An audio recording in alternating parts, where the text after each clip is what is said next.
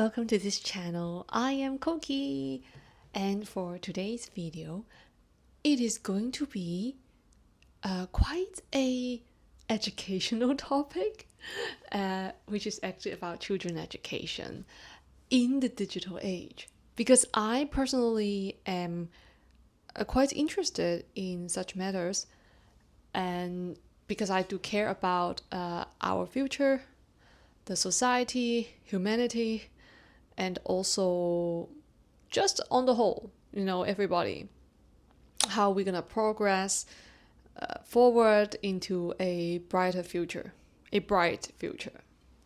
So I just want to share what I've observed and what I see that we could possibly improve on when it comes to children education in the digital age. Now, let's share my personal story.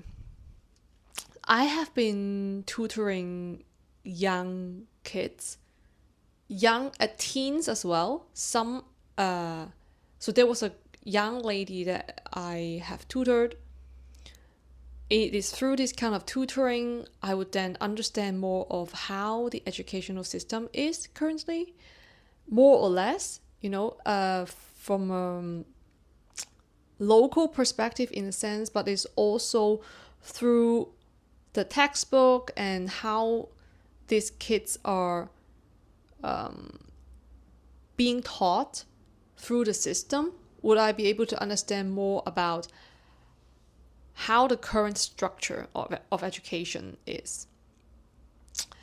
And I would say for the kids that I have tutored, they are stressed. They are stressed because of the heavy amount of schoolwork. Even though I know how the Eastern way of teaching and the Western way of teaching might be different, because I have been exposed to both educational system myself. So I was brought up initially starting with more of Eastern educational system, and then when I was in high school, I then adopted the Western way of learning. So from my personal experience, I would say the blending of the two would be quite beneficial. I'm sure I'm good. I'm beneficial. No, I don't mean it this way. I don't mean like putting myself on a pedestal. I don't mean it this way. It's just that I want to share with you what kind of the benefits that I see when I am kind of like a byproduct of it, right? The Eastern way of teaching, let's talk about the pros and cons of each. The pros of the Eastern way of teaching is that it involves a lot of structure early on in since childhood. That is why so many kids would be so stressed. Asian kids would be really stressed early on in their learning process, because the school system is designed to put the students in a very rigid way of learning. A lot of memorization, for ancient text, history, science, math, a lot of practice, hardcore practice. So, and this system has been evolving since my age. So now the kids that I am tutoring, their way of the system currently is even more refined in a sense, but it's actually even more rigid. Okay, the materials are even more hard. They are more in depth, in more difficulty, involved. So that is why the kids become, we can say the kids are smarter, but it's not in that much of a healthy way. It's just they're being pushed to do so. All right. But I don't really see that, personally, I don't see that learning involves that much of hard push, but soft push. Soft push, yes. The soft push is more for assisting kids to find the way of finding themselves, to put them into a soft mode, but not a hard mode. Because we need certain flexibility for personal growth. If we put kids into hard modes, that is basically taking away their own intrinsic qualities. That is why I said soft push is good. Soft mode, but not hard mode. Now for the Eastern way of teaching, the pros is actually structure, right? Early on, discipline. But the cons would be the hard mode. So it would take away the intrinsic quality of the kid because of the rigid ideas, ideologies, or structures being put in place early on in their childhood, since their childhood.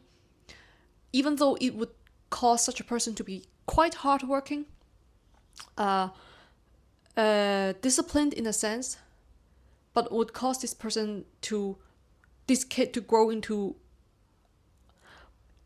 maybe a workaholic, maybe someone that chase after money or status when they grow up, but then back then would be marks, the grades, right? Because they have to work really hard to fit into the mold, the hard mold. So that would be the cons. Pros and cons, right? Structure, discipline, yes, but intrinsic qualities could be lost along the way, and also stress would be everywhere in the process. Now for the Western way of teaching, the pros of it is that it involves so much more. I wanted to say flexibility, yes, but it's more than that. It's that the Western way of teaching involves more space for exploration, space for discussion, space for critical thinking, and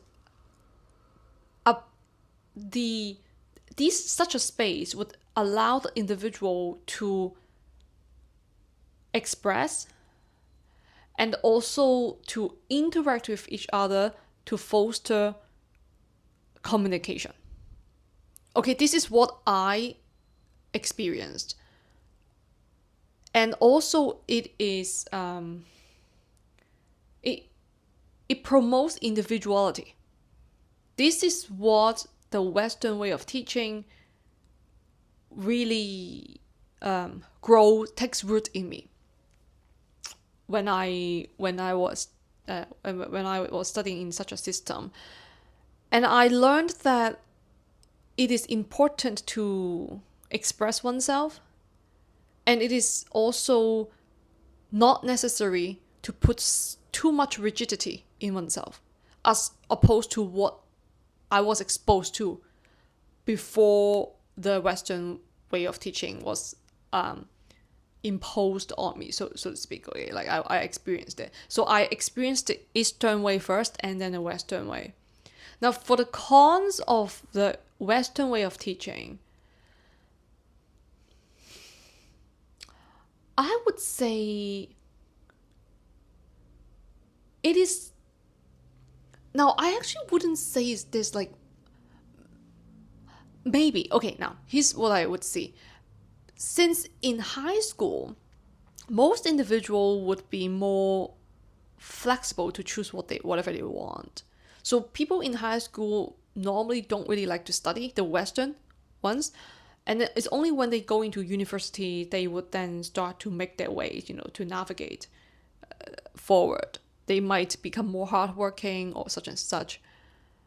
But all in all, I would say the individuality could turn into more of it would then cause an individual not to understand teamwork as much as the Eastern way. because the Eastern way is more of a collective understanding. Okay, it's a collective thing. Where for the Western one is for individual. Okay, and so when it comes to workplace, people might be more towards working for oneself. It's only for one's own benefit, one's own gain. Now, I'm not saying that in the Eastern way people are not doing in this way. No, it is. There are many cases like this, right? But it's just a mindset. The ideology is different. So the cons of it for the Western way would be there's not much of a cohesiveness when it comes to working together. Okay, that's how I would see when it comes to the Western way of teaching. There's more of individualism rather than we can work towards something together and make it better together. All right, that's the difference. Now, however, I want to add on to this. I was exposed to not only just the Eastern and Western, but also I was exposed to various fields of studies due to personal reasons. Okay, so I first started with high school. There was science, biology, chemistry, a bit of physics. So I was more of a science person in a sense. And then I went into business school. But I realized very quickly, I realized that that's not my thing. And so I was basically going with the mainstream to choosing business, and then I left. Okay. At the time, I was suffering from depression as well, anxiety and depression, so my health needed to be taken care of, and so then I left uni. Later, maybe 1 or 2 years later, I went to art school.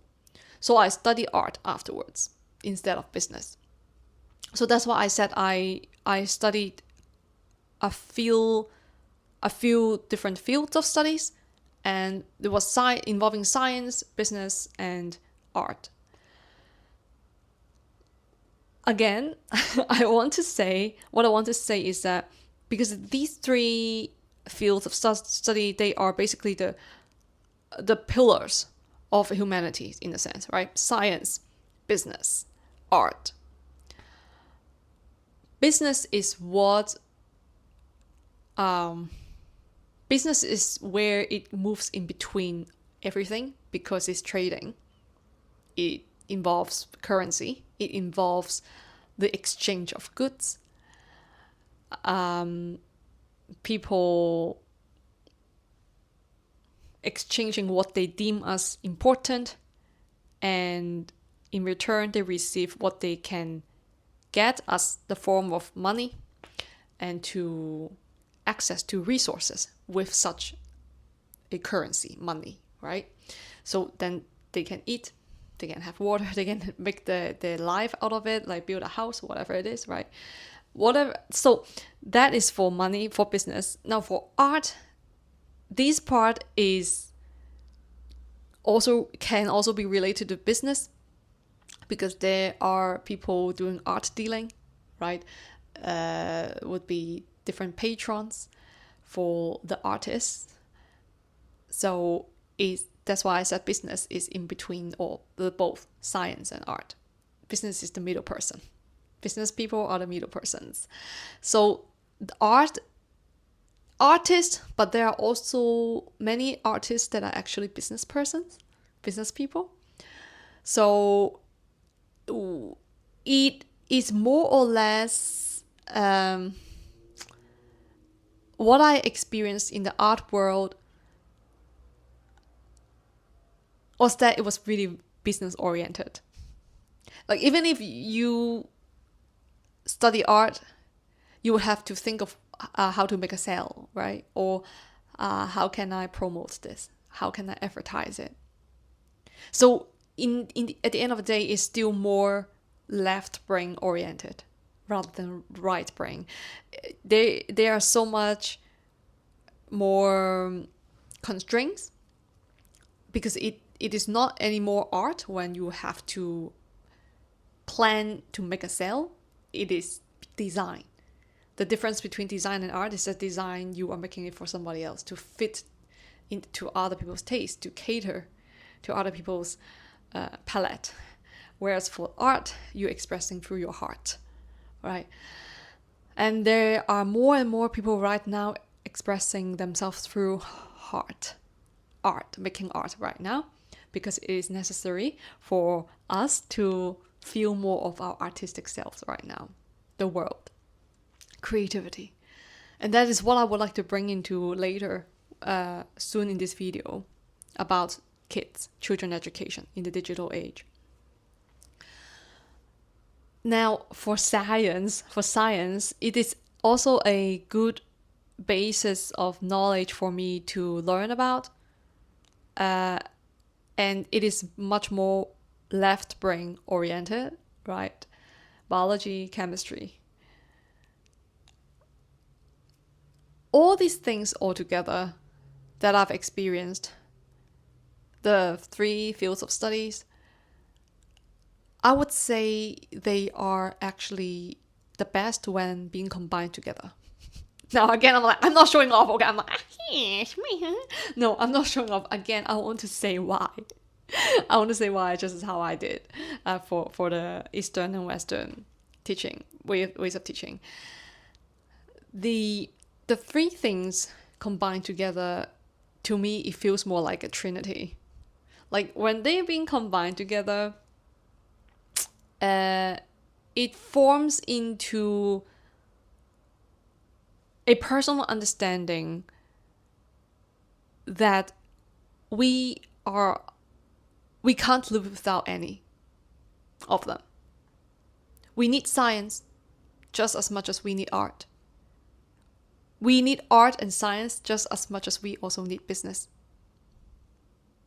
So it is a trinity.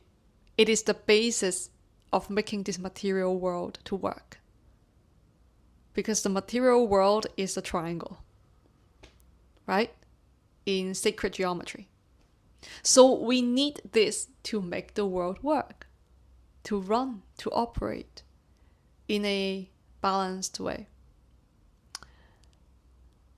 And so that's why I thought to myself, blending the East and the West ways of teaching, merging the 3 fields of studies that are basically 3 pillars of making such a society that we live in now. How can we develop or push forward the current education system to a better mold for assisting our children, our next generations to grow? What do you think? It's an open-ended discussion and chat here. I don't have an answer because there's not one answer, but all the answers, all the voices coming from you, from other people, and including me, all our voices coming together, these answers make up the one answer, right? It is not just that I say it, so it should be like this, or he says it, so it has to be like this. It's more about we are like citing each other, doing a thesis.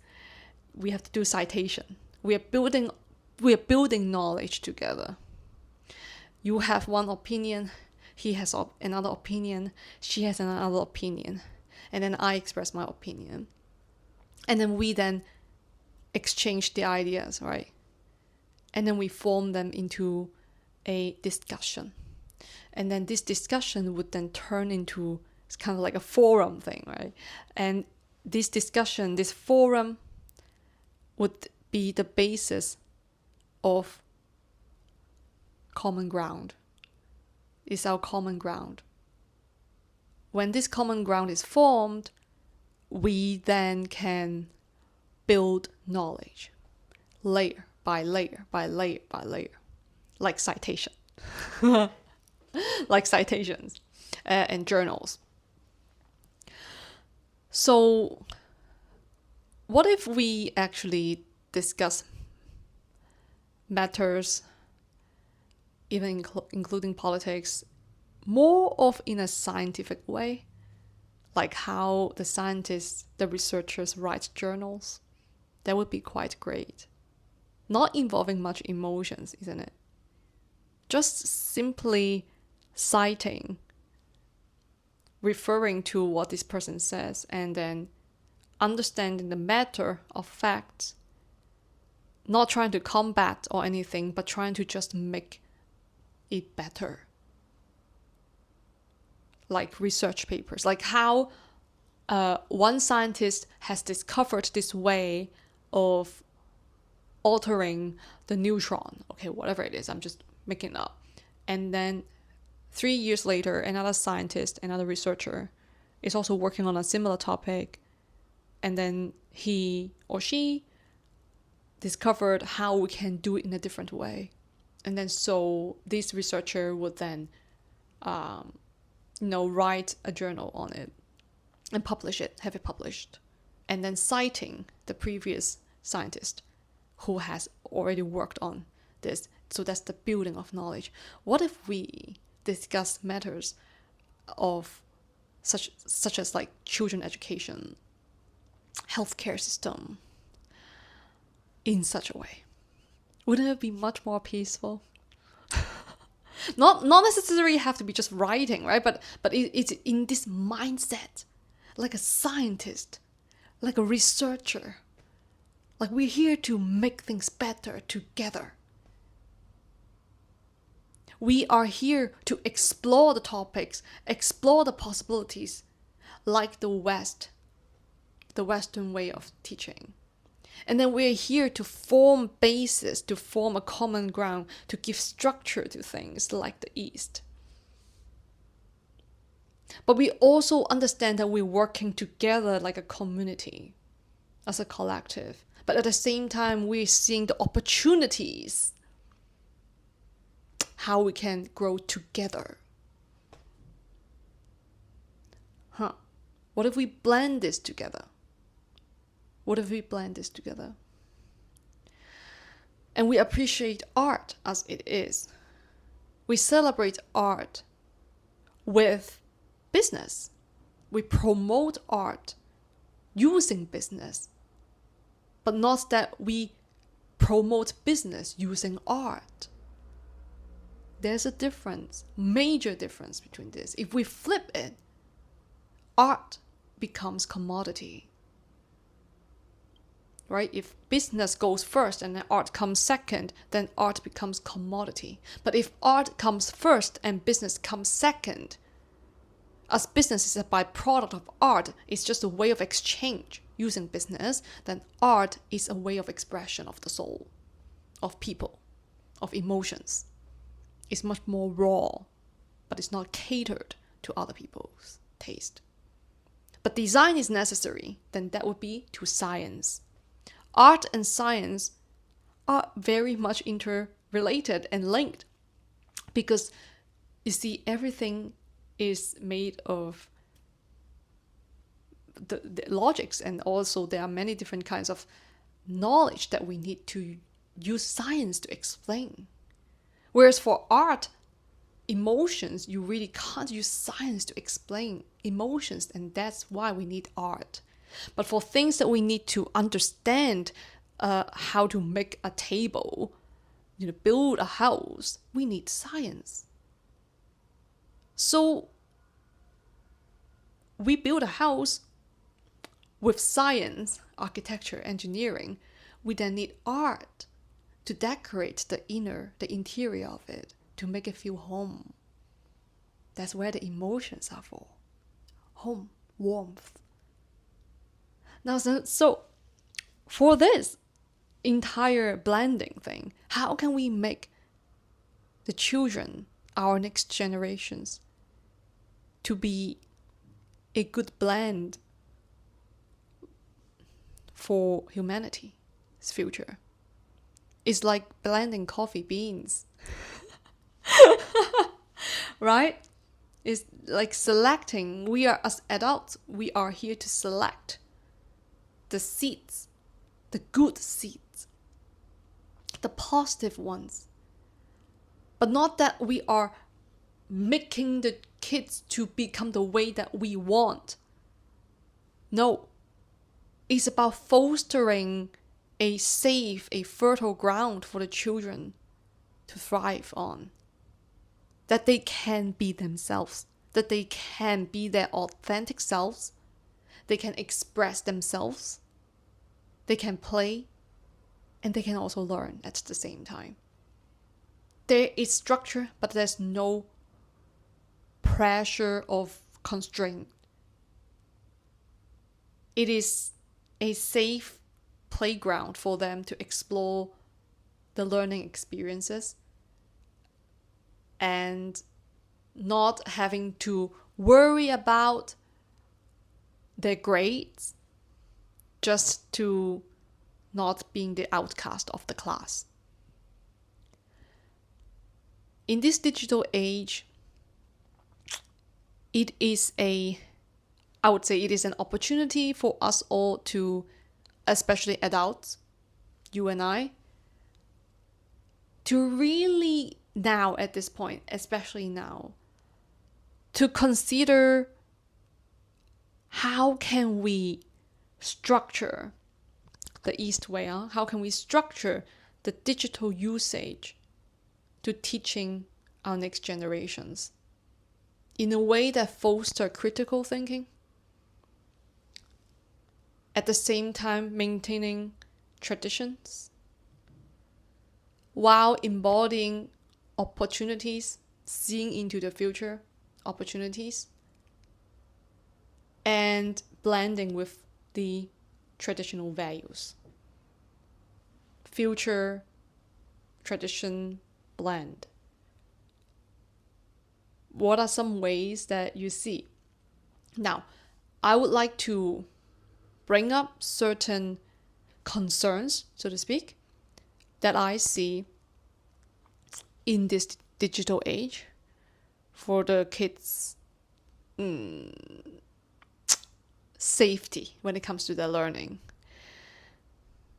For the kids that I have been tutoring, I realized that the Western way. So I have been tutoring two groups of kids, one from the Eastern way and one from the Western way. The Eastern way of kids, the Eastern ones, they are really stressed. They are like being prematurely pushed to learn, to stuff knowledge into them. And they are trying their best, the kids that I know, they are trying their best, they're trying their best to,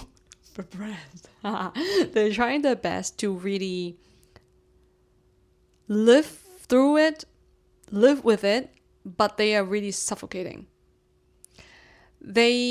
So there was this girl, she was so, she has to go to school at 8 in the morning, arrive at school at 8 in the morning, and then school would be off at around 4 p.m. And then right away she would go to a tutoring class until 8:30 at night.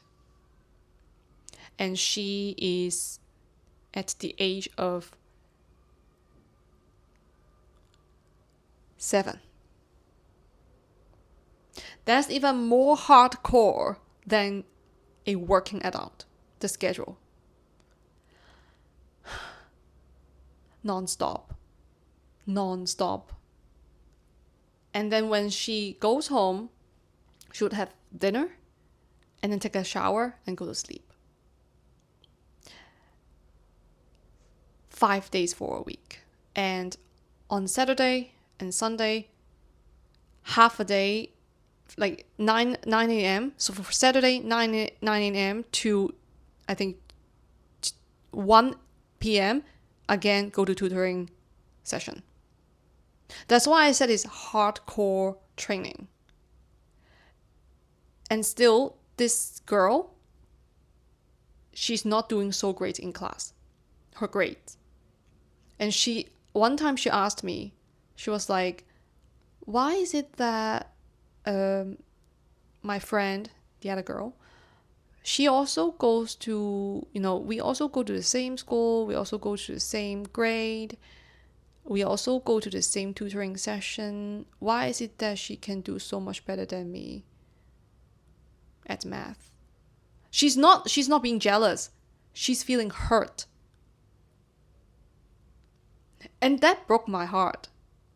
That literally broke my heart. She was really like, she was not crying, but she was feeling really hurt, and I could feel it. I almost broke into tears. Not her yet. I'm crying, not you, but I'm crying. I was like, wow, that's tough.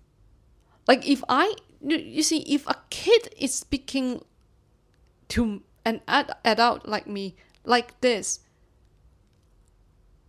can you see the future of this? Like, she's at the age of 7, and she's already being so stressed about the competition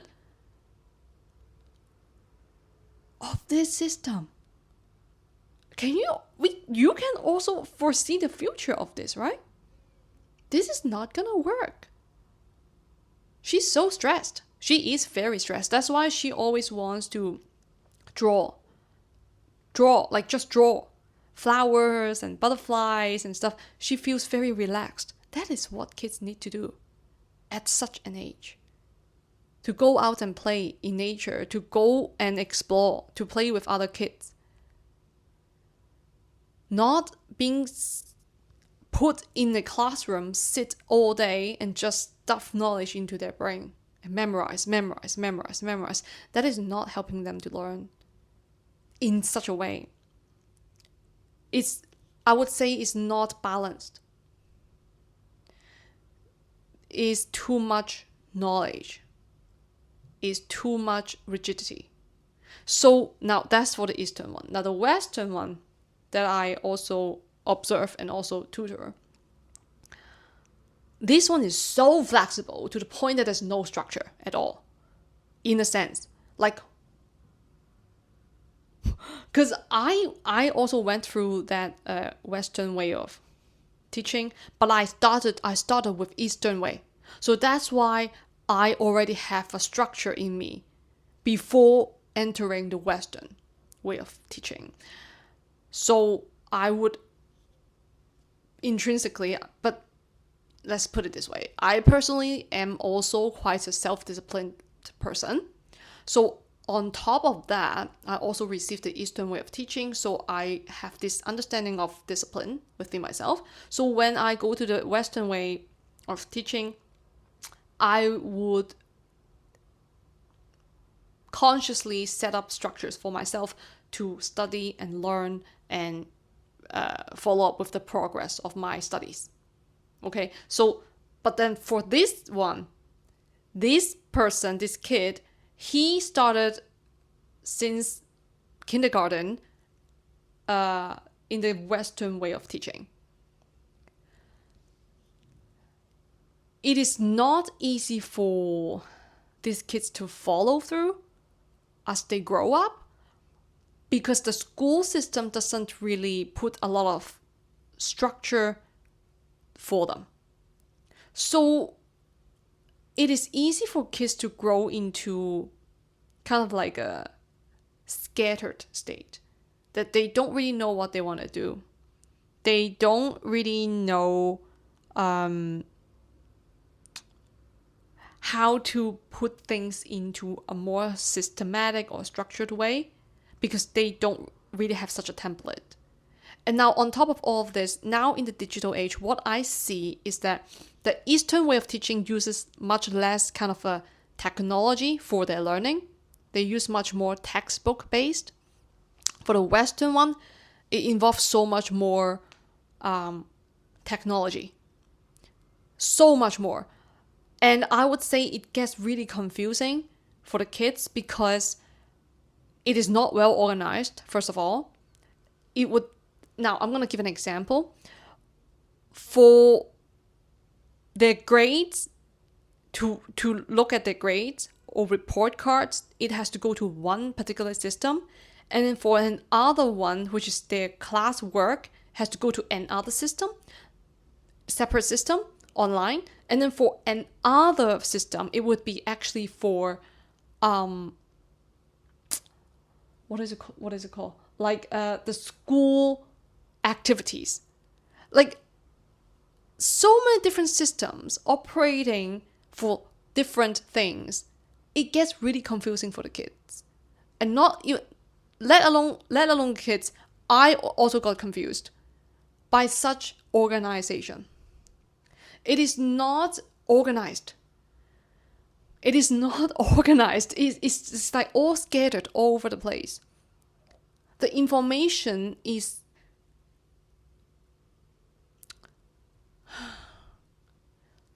too spready. Is that such a word? And it would cause the kid not knowing how to manage oneself, because the kid is not being taught how to manage. And even through the system itself, the system is not very well managed as well.